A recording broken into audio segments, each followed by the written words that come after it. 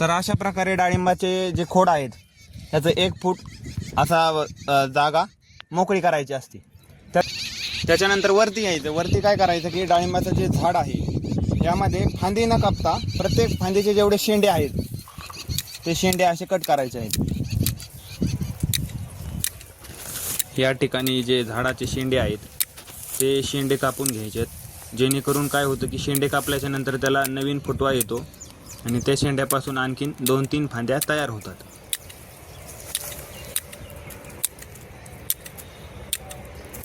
यामध्ये काय करायचं आहे की झाडाला जर एखादी कळी लागलेली असेल तर ती कळ्या तोडून घ्यायच्या आहेत.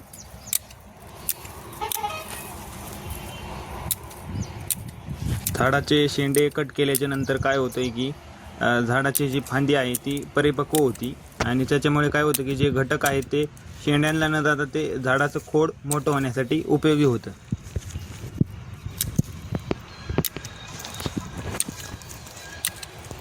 अशा प्रकारे तुम्हाला झाडाचे चारही बाजूनी सर्व शेंडे छाटून घ्यायचे आहेत.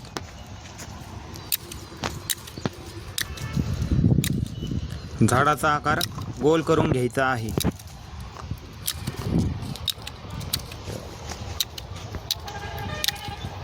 यामध्ये काय करायचं आहे की फांदीचे जे शेंडे आहेत ते सर्व बाजूने कट करायचे आहेत. काही वेळा शेतकरी काय करतात की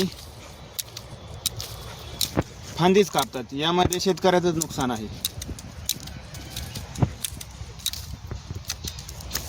हे शेंडे कापल्याने काय होतं की डाळिंबाच्या झाडामधील जे घटक आहेत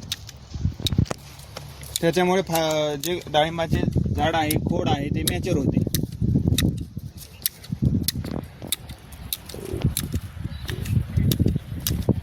तर आता याची छाटणी पूर्ण झालेली आहे. तर मी तुम्हाला छाटणी झाल्याच्या नंतर झाड कसं दिसतं हे दाखवतो.